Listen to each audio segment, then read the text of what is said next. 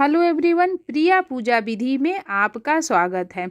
आज मैं आपको बताऊंगी कि मौनी अमावस्या कब है और मौनी अमावस्या पे हम किन चीज़ों का दान करें, मौन होके हमें कैसे व्रत करना है, कैसे स्नान करना है, विष्णु भगवान की पूजा कैसा करें, और साथ में अगर हम मौनी अमावस्या के दिन व्रत रहते हैं तो हमें क्या फल मिलता है, हमारी कौन सी मनोकामना पूर्ण होती है। तो देखिए, सबसे पहले मैं आपको बता दूं कि जो मौनी अमावस्या है वो कब पड़ रही है। इस बार जो मौनी अमावस्या है वो 21 जनवरी 2023 यानी कि शनिवार को पड़ रही है। शनिवार के दिन मौनी अमावस्या है।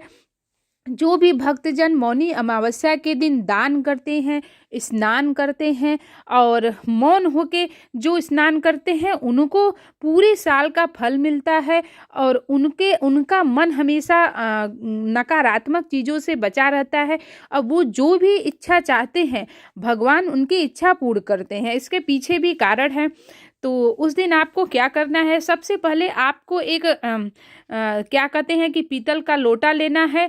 उस लोटे में स्वास्तिक का निशान बनाना है। उस दिन सूर्य को अर्घ जरूर देना है और आपको लोटे में आपको पुष्प, अक्षत, काला तिल जरूर मिलाना है।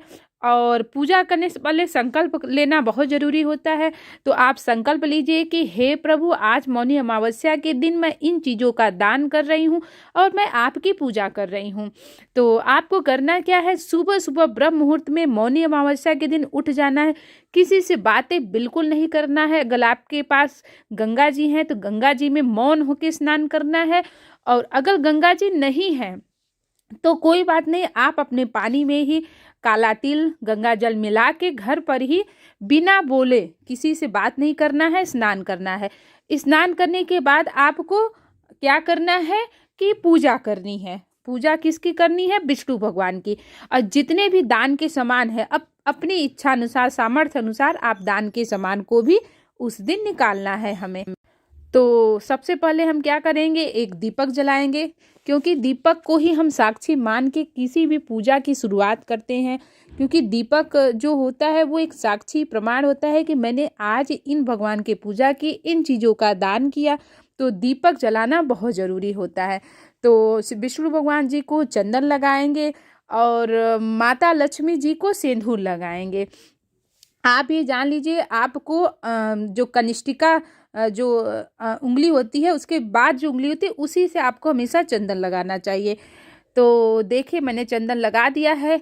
आपको मौनी अमावस्या के दिन क्या करना है, भगवान की पूजा करनी है, बात किसी से नहीं करना है।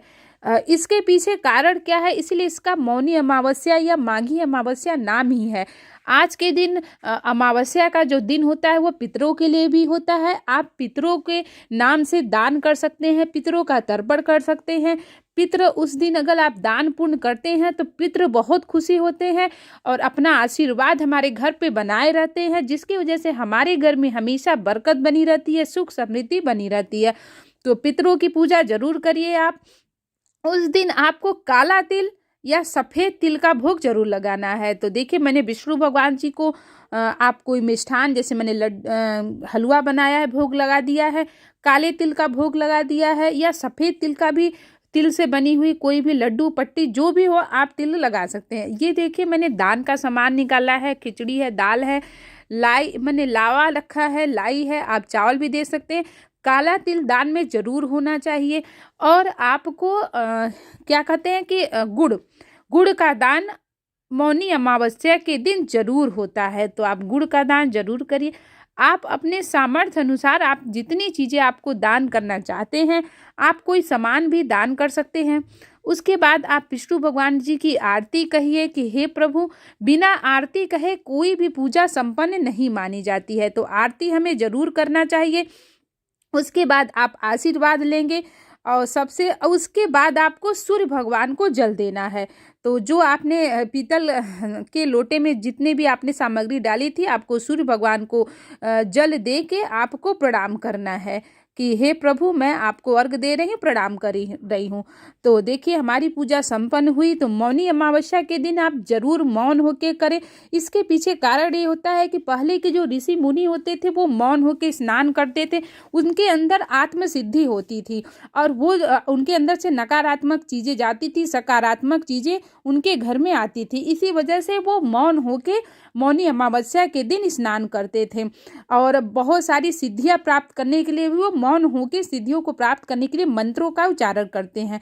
तो वीडियो कैसा लगा मुझे जरूर बताइएगा। राधे राधे, श्री हरिदास।